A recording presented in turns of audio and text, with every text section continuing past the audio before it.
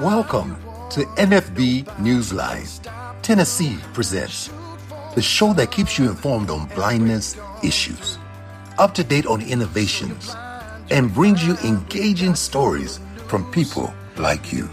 Now, on with the show. Yes, we know the truth. Hi, everybody, and welcome to an NFB-NEWSLINE Tennessee Presents Extra.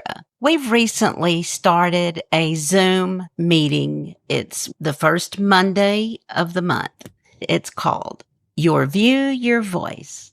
It's divided into several segments, and one of the segments is a spotlight on one of our NFB-NEWSLINE subscribers. We definitely started this series out with a bang. I'm sure a lot of you are familiar with James Brown, famous soul singer, great dancer. But, sorry, that's not our first spotlight guest, even though his name is James Brown, and he definitely can sing. If you've ever heard this song, You can live the life you want. Yes, we know the truth. then you've heard our James Brown. James is the affiliate president of the National Federation of the Blind of Tennessee. Welcome, James, and thank you for joining me today. Thank you very much for the invitation, Yvonne. Around the NFB, it's not uncommon to hear the phrase NFB family. I believe Tennessee exemplifies this phrase. With that in mind, when you're not wearing your NFB hat, who is James Brown? What's something that you would like for people to know about you that they may not know? Wow. Something that people don't know about me. Well, I would say, over the past few years or so, I've had two granddaughters born, and I have another grandbaby on the way. We're not sure what the gender is yet, and I'm going to let my guide dog out. My wife just got home and she wants to go meet Crystal. So I'm going to let Zero out of the room. Hello, But, Zebra. But yeah, I would say that I got grandkids, and a lot of people who hear my voice or see me think I'm quite a bit younger than that, but I am 50 years old. So I do have some grandkids. 50 years old. So you're old enough now to play with the big kids. With your family, your job, and what you do around the affiliate, you stay really busy, but you still have time for other advocacy efforts. So let us in on what you're doing on a local level.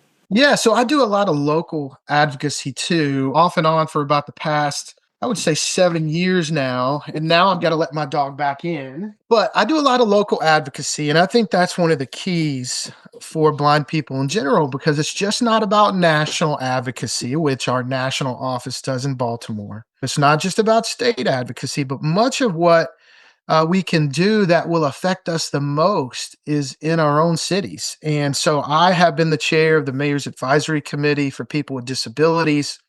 I think I've done that total of around 4 years. I'm currently on an off cycle where I cannot be the chair, but I'm still on the committee. Actually, the chair of the Transportation Subcommittee. And so one of the things that I helped do here locally was advocate very strongly, came up with the idea that we should have on-demand transportation here in Nashville. So currently here, you can take an Uber wherever you want to go in the city on weekdays for $5 a trip. So that's pretty amazing, and it should transfer to weekends as well here pretty soon.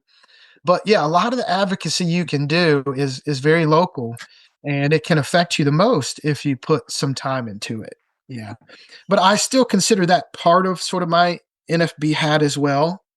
But still, you can do a lot in your local community. My favorite words of the NFB pledge are participate actively. I always say, if you want a place at the table, you have to show up for dinner. So what's some advice you have for people who want to show up for dinner and want a place at the table? Yeah, I would say the first step is probably to attend some city council meetings, maybe to schedule a meeting with your mayor or your, assistant mayor, whatever that looks like in your town. And I would definitely recommend doing that because when you start doing that, you can get up during public comment. You can say, hey, Metro Council, you're doing a lot of stuff for young people. You're doing a lot of stuff for this group. But what can you do for the blindness community? Can you make sure that your recreational centers are accessible? That, you get a talking Peloton bike or you do this or that. It's like, for example, I worked with our Metro recreational centers and our metro parks to make sure that they get Peloton bikes that are accessible to the blind. They have talking screens on them. And I was actually able to help them go around the current procurement system, which allowed them to take the lowest bid, et cetera, which limited what they could do.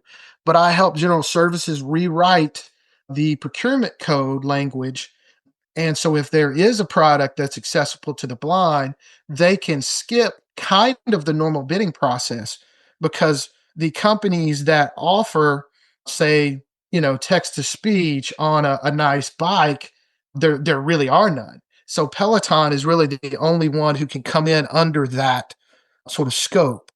So you can do some different things. You just kind of have to be creative, but I would definitely recommend, sitting down, talking to your local council member, going to Metro Council meetings, going to the mayor's office, etc. Now, I would like for you to let everybody know when and how you got involved with the NFB. Oh wow. So this was back in 2007.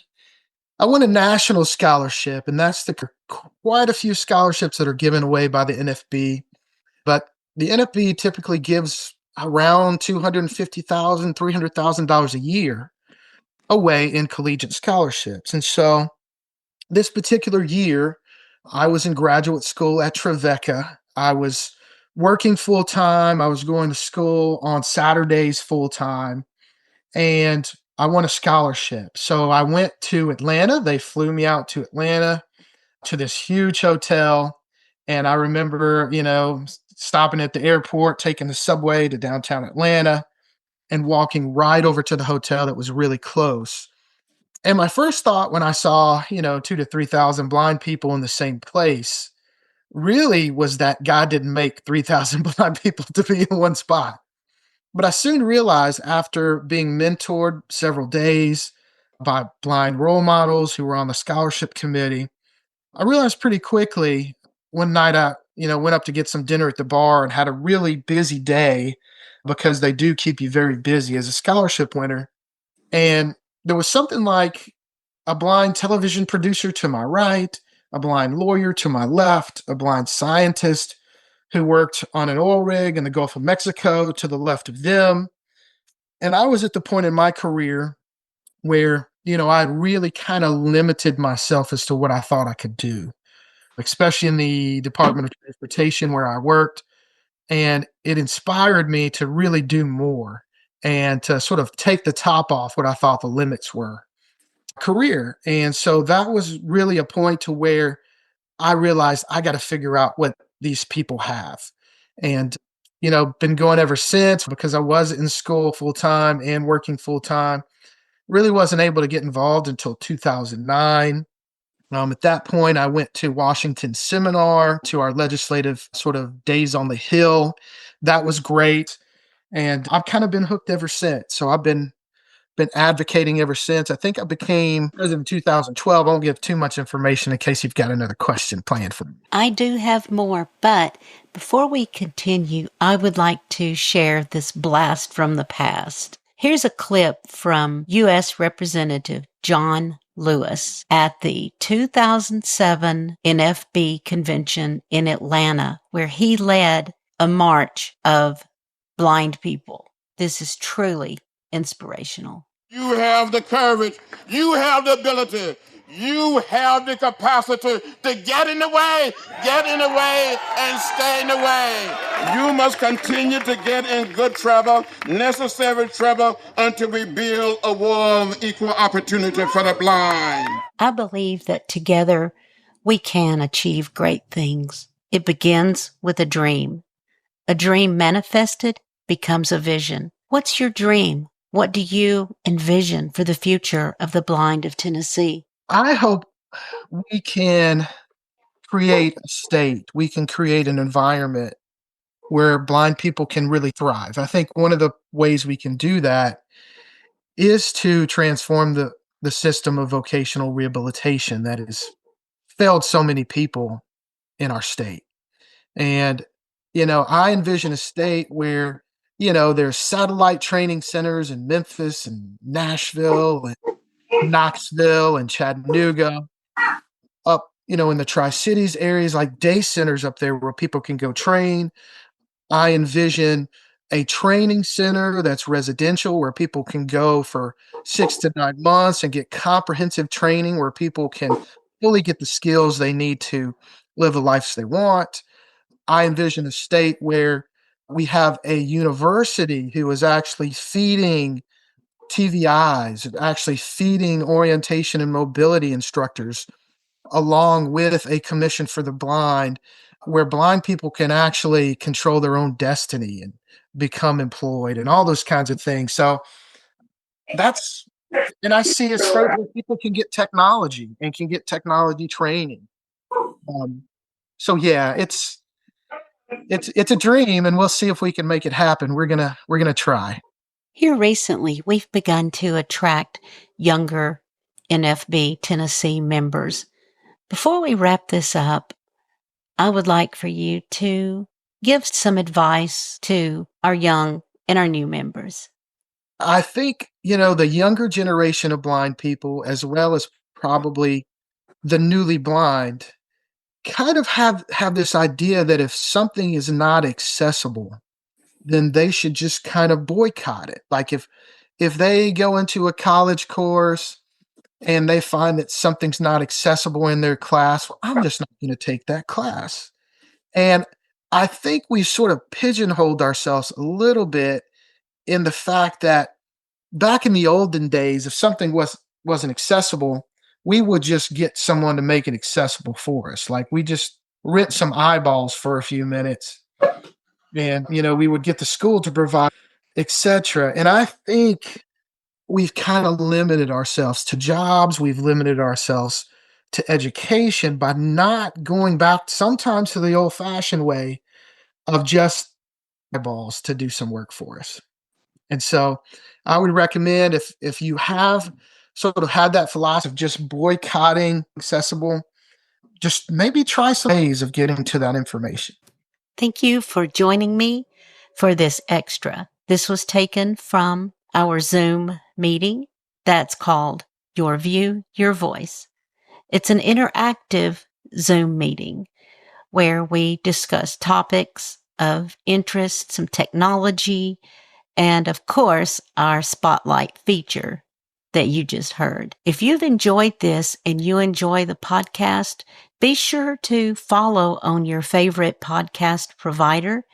And if you're catching this on YouTube, subscribe to the channel. If you would like more information on NFB Newsline or the podcast or the Zoom meeting, drop me a line at NFB-NEWSLINE@nfbtn.org.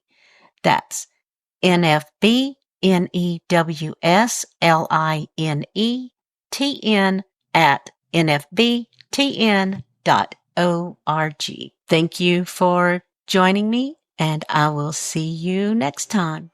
NFB-NEWSLINE Tennessee is a proud sponsor of this podcast. To learn more about NFB Newsline, go to nfbnewsline.org or call 629-236-2428.